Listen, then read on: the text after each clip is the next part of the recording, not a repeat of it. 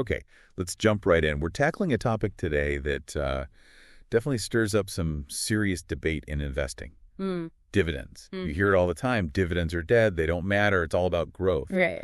Well, the source material we're digging into today, Hmm. it fundamentally challenges that whole idea. Absolutely.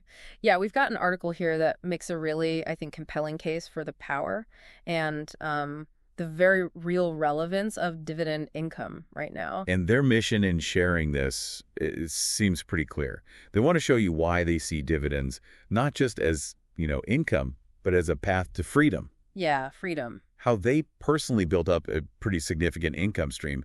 We're talking $3,000 a month. That's serious cash flow. And exactly what strategies they use, the ones you can potentially apply yourself.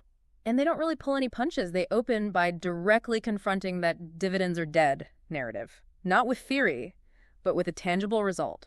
$3,000 landing in their account every single month. Right. It's pretty hard to call something dead when it's consistently delivering that kind of cash. Exactly. So, okay, let's set the scene a bit. What are the classic arguments against dividends that this source is pushing back on? What's the conventional wisdom they're trying to flip here? Well, it's the usual suspects, really. The narrative is often forget dividends, just chase those high-flying growth stocks. Right, the potential big win. Or, if you need cash, just sell some shares. Yeah. Take a capital gain. Easy. Or maybe just wait for market dips and buy more shares that'll go up later. The focus is almost always on the stock price appreciating. Yeah. The source calls that an obsession with price. And they strongly counter this by framing dividends as that real, consistent cash flow, the kind that actually delivers financial freedom. Mm-hmm. I also find it interesting they point out what they see as a kind of elitism sometimes, almost looking down on income investing versus growth investing. Yeah, it's like there's this sort of unspoken idea that needing income from your investments means you haven't quite made it, or maybe you're not sophisticated enough to just chase price gains. But then the author hits back pretty effectively, mentioning some of the, wealthiest investors out there. They specifically cite Warren Buffett, who received millions in dividends every year. Huge amounts. Not from complex trading or anything, just from the cash flows of the great businesses they own. Yeah. That certainly makes you question that dead label, doesn't it? It really does. Okay, so let's get into the specific myths about dividends the source wants to debunk. The first one they tackle is this idea that dividends are just boring. Boring, yeah. Well, if your definition of excitement is checking your portfolio 20 times a day. Guilty sometimes. Yeah. Living and dying by quarterly earnings, maybe panicking during a downturn, then I guess waiting for a dividend check might seem less thrilling. But the source argues that this boring quality, that's actually its superpower. Predictability, consistency that gives you real peace of mind, especially when the market's going wild. Totally. They use this great analogy. Nobody calls getting their rent check boring when they're the landlord. That's a good one. Exactly. That consistent stream of income, even if it's predictable, it's far from boring when it's helping pay the bills or, build your wealth. And they name names, right? Specific companies delivering that reliability. Yeah. Familiar ones like Realty Income, Johnson & Johnson, Enbridge. These are businesses built for stability, for consistent cash generation. Right. Myth number 2, dividends are inefficient. This is the argument that a company should just keep all its profits and reinvest them internally for higher growth. Right. And paying out cash just creates a tax headache for shareholders. That's the claim. So what's the counter? Well, the author has a sharp response here. They kind of flip the script and ask, why would you work a job when your company could just reinvest your salary back into the business? Okay. Fair point. It highlights that a dividend isn't just some leftover scrap. It's a conscious decision by management to return capital directly to the owners, the shareholders. So it's more like a signal. Exactly. A signal of maturity, financial discipline, confidence in the business's ability to generate cash beyond what it needs for its own growth projects. The point isn't that companies shouldn't reinvest, but maybe not every single dollar can be reinvested at a super high return. Right. Returning some cash to shareholders is a perfectly valid, often really valuable strategy. And what about the tax argument? That it's inefficient from a tax perspective? Well, the source points out correctly that in many places, dividends actually get favorable tax treatment compared to regular income. Okay. Plus, and this is a big one, if you're investing inside a tax-sheltered account like a Roth IRA or a TFSA up in Canada, that whole tax inefficiency argument, it just becomes totally irrelevant. Right, because the taxes don't apply in the same way within those accounts. Okay, so this all sounds good in theory, but how did the author actually do it? How did they get from zero to that impressive $3,000 a month income stream? Their personal story is a big part of this article. Yeah, and it wasn't, hitting the lottery or inheriting a fortune or getting in early on some IPO. It was a deliberate process hmm built over a decade. Just consistently investing in dividend-paying stocks and letting compounding do its thing. And starting small, which I think is really key for anyone listening who might feel a bit intimidated. Definitely. They talk about those early days getting these tiny payouts, maybe $50, $100, Mm-hmm. and how significant it felt when the total income finally got big enough to cover something real, like their groceries for the week. Yeah, that feeling of validation must have been really powerful early on. It shows the strategy is working, even on a small scale. So what was the transition like as the income grew? Well, initially, they were in full reinvestment mode, using DRIP, that's dividend reinvestment plans. Okay, DRIPs, explain those quickly. Sure, so instead of getting the dividend paid out as cash into your account, the DRIP automatically uses that cash to buy more shares of the same stock, often fractional shares. So the dividends themselves start buying more stock, which then generates more dividends. Exactly. You're buying more income-generating assets with the income those assets are already producing. It's like a flywheel effect. Super powerful for growth, especially early on. Makes sense. So they did that for a while. Yeah, they kept doing that until they hit certain milestones. Like at $1,500 a month in dividends, they started letting some of it hit their cash account instead of reinvesting everything. Okay. By the time they hit $2,000 a month, that income was covering their core fixed expenses, rent or mortgage, utilities, that sort of thing. Wow. And then at $3,000 a month, they felt like they'd achieved real financial breathing room. That's the freedom they talked about. That progression is really clear and quite motivating, actually. Let's look at the types of companies they invest in to build that income. The source breaks down their portfolio into different categories, right? Yeah, they aren't just randomly chasing high yields. There's definitely a structure. One core part is dividend aristocrats. Aristocrats, these are the really long-term growers. That's right. Companies with a track record of increasing their dividend for 25 years or more, consecutive years. Wow, 25 years of raises. That takes Yeah. some serious business resilience. Absolutely. The source lists examples like Coca-Cola, Johnson & Johnson, Procter & Gamble, you know the names. Giants. They describe them as having bulletproof balance sheets, global brands, being cash flow machines, just really reliable. Okay, what else? What about real estate investment trusts? REITs. Another key category. Yeah. REITs are basically companies structured to own income-producing real estate. Think of malls, apartments, data centers, cell towers, warehouses. And they have a legal requirement usually to pay out at least 90% of their taxable income as dividends. So they're naturally high yield, generally speaking. Make them good income generators. Exactly. The author mentions names like Realty Income symbol O, which famously pays monthly dividends. Monthly? Wow. Yeah. And Realty, ADC, Canadian Apartment Properties, REIT. That monthly income is a big draw for people focused on cash flow. Yeah, I can see why. It's like getting a paycheck from your portfolio. Yeah. Very tangible. They also mention MLPs and utilities. Yes, master limited partnerships and utilities. These are often considered staples for income investors, too. They tend to operate in stable, often regulated industries with pretty predictable cash flows. Like pipelines or power companies. Right. Think energy pipelines like Enbridge or enterprise products partners or utility providers like NextEra Energy. Stable businesses, generally throwing off consistent cash. And they look beyond the U.S., too. International. Definitely. The source points out that international companies can offer great dividend opportunities, plus you get some diversification against, currency swings. They mention Canadian banks, some European telecoms, Asian industrials as areas they invest in. Okay. And then there's one more category, a bit different. Right. They call these high-yield cautious bets. This sounds like a smaller portion of the portfolio, maybe 7-10% yielders. So higher potential reward, but more risk. Exactly, higher risk. They emphasize that this slice is actively managed. It's not the core reliable part, but maybe a way to boost overall income a bit carefully. Got it. So the takeaway here is it's not just about finding any company that pays a dividend. It's about building a diversified portfolio using different types of dividend payers. Right, from the super stable aristocrats and utilities to the monthly paying REITs, international exposure, and then maybe a small, carefully watched higher yield section. Diversification across sectors, geographies, and these different structures seems key. Absolutely, and this brings us back to a core point. The source really hammers home why dividends work, even when stock prices are going nuts. Right. They use the 2022 market downturn as a prime example. Markets were down significantly, maybe 20% or so. Growth stocks were getting absolutely hammered. Yeah, it was ugly for a lot of investors focused purely on price. They were seeing huge red numbers, probably feeling pretty panicked.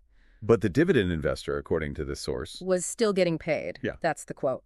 They state that something like 90% of their dividend-paying companies either maintained their dividend or actually raised it during that really chaotic period. So wait, even as the market value of the stocks themselves was dropping, the actual cash flow coming from those stocks was steady or even growing.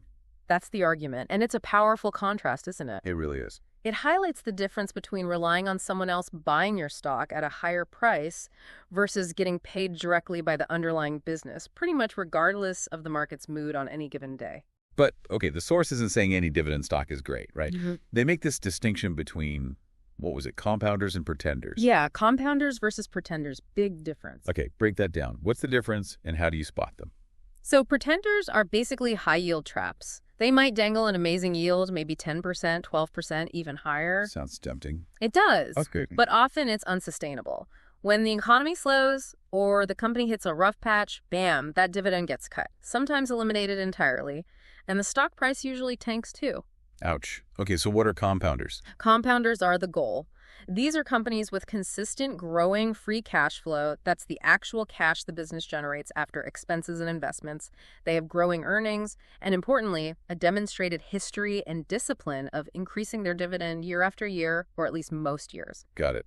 So it's not just about the yield number today. It's about the sustainability and, ideally, the growth of that dividend payment over time. Right. That sounds like it requires doing some homework, though, not just picking the highest number. It absolutely does. The source really emphasizes this. You need to do the work. That means reading earnings reports, understanding key metrics like the payout ratio, tracking dividend coverage. Hold on. Payout ratio and dividend coverage? For someone maybe newer to this, can you explain those simply? Yeah, good point. Think of the payout ratio as the percentage of a company's profits, its earnings per share that it pays out as dividends. Right. So if a company earns, say, $1 per share in profit and it pays out 50 cents as a dividend, its payout ratio is 50%. Makes sense. The source suggests looking for companies with relatively low payout ratios, maybe under 60% or 70%, depending on the industry. Why? Because it means they have a buffer. They have room to keep paying the dividend even if earnings dip a bit. And they have leftover cash to reinvest in the business or raise the dividend next year. Yeah. Exactly. It's like living within your means as a company. It leaves room in the budget. And dividend coverage is similar, but often looks at whether the free cash flow, the actual cash coming in, is enough to cover the total dividend payments. A really high payout ratio or weak coverage can be a red flag that the dividend might be shaky, unsustainable. Okay, that's helpful.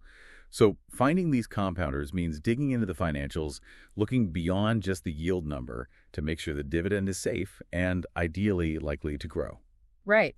The author even mentions a kind of rule of thumb they use. They expect a company to either be growing its dividend over time or have a damn good reason not to.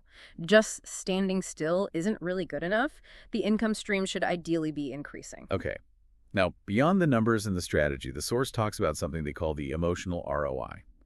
This feels really important in investing. It absolutely is. It's about the shift in mindset that can come with focusing on income. Instead of waking up and obsessing, did my stock price go up or down today? Yeah, that roller coaster. Right. You start focusing more on, did my companies pay me this month? Are their underlying businesses still healthy and generating cash? So during those scary market downturns we talked about, instead of maybe panicking about falling prices, your main question becomes, are the dividends safe? Is the actual business okay? Precisely. And if the answer is yes, then the price drop becomes less terrifying. It might even look like an opportunity to buy more shares of these companies that are still paying you, but now they're on sale. Ah, interesting perspective shift. The author calls this an emotional buffer.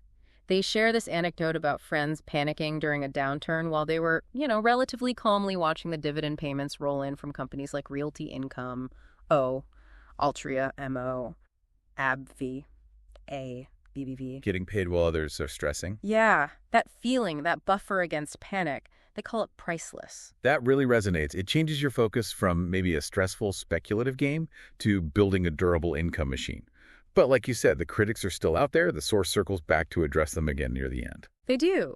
So to those who say focusing only on dividends means you miss out on big capital appreciation. Yeah, that growth argument again. The author points to the long-term charts of many of these consistent dividend growers.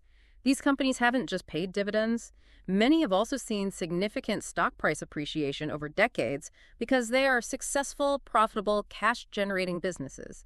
The two aren't always mutually exclusive. Okay. And to anyone who just dismisses dividends, says they don't really matter in the grand scheme of things. The author basically says, tell that to someone who actually lives off them. For retirees or anyone trying to reach financial independence, that consistent income stream isn't trivial at all. It can be absolutely life-changing. Yeah, perspective matters there. And finally, for those folks always chasing the next big thing, the moonshot stock. The author just states their preference pretty clearly, that dependable, growing $3,000 a month income stream they built themselves. It feels a lot more real and reliable than just, praying for some speculative bet to pay off huge. Okay, so if you're listening to this and thinking, all right, maybe this dividend investing thing isn't dead after all, maybe it's something I want to explore, what does the source recommend? What are the concrete steps for someone just starting out? Yeah, they lay out a pretty clear path based on their own journey. First step, have a plan. Set an income goal. Okay. The author was specific, right? Aiming for $1,000 a month in 5 years, then $3,000 a month in 10 years. Having that target really focuses your efforts. Got it. Start with the destination in mind. Step 2. Pick reliable payers. Focus on companies with that strong history we talked about, those relatively low payout ratios, stable free cash flow. Do your homework. Look for those compounders, not the pretenders. Makes sense. And early on, you mentioned reinvesting. Is that the next step? Yep, step 3. Reinvest initially. Use those DIPs or just manually reinvest the cash dividends yourself to buy more shares. This is where compounding really works its magic, especially in the early years. It accelerates your income growth. Yeah. 4. Diversify smartly. Don't put all your eggs in one basket. Spread your investments across different sectors, different countries, different types of dividend assets, like those categories we discussed, REITs, aristocrats, utilities, etc. Good advice in any investing. 5th. Track your income, not just your portfolio's total value day to day. Use a spreadsheet or maybe an app to monitor that projected monthly or annual cash flow. Watching the income number actually rise can be really motivating and reinforces the strategy. Celebrate the income growth, not just the price swings. Exactly. And finally, maybe the most important step. What's that? Ignore the noise. Social media, financial news, it can be a total frenzy of hype, chasing the latest hot stock or speculative trend. Dividend investing, fundamentally, it's slow and steady. Choose that pace and try to stick to your plan. That makes a lot of sense. Build a machine, watch the income grow, don't get distracted by all the hype.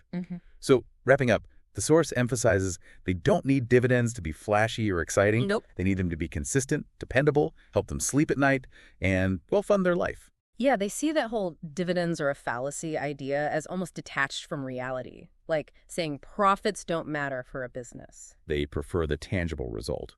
They describe watching their income grow like a tree I planted years ago. Not flashy, not hype, just strong roots, steady branches, and seasonal harvests that pay me in actual tangible cash. It's quite poetic, actually. It is, and their closing statement is pretty powerful. Dividends aren't dead, they're just not loud, and that's exactly why they work. They even go so far as to say dividends are maybe the only thing in finance that hasn't lied to them. It's definitely a strong perspective, and it's grounded in that personal experience of building that $3,000 a month income stream. So I think the core takeaway from this deep dive into the source material is that, contrary to maybe some popular narratives, dividend investing isn't necessarily outdated. Not all. It's presented here as a potentially very effective strategy for building a consistent, dependable income stream, but it requires careful selection, diversification, and a patient long-term approach. Yeah, it's about building something tangible that pays you, ideally regardless of the daily market noise. So here's a final thought for you, our listener, to maybe mull over based on everything we've explored from this source. Given the author's arguments, And their own demonstrated success in building a significant income stream this way, does focusing on predictable, growing dividend income offer perhaps a more reliable path to financial security and maybe even peace of mind than solely chasing high-growth speculation and relying only on capital gains down the road? Something to think about.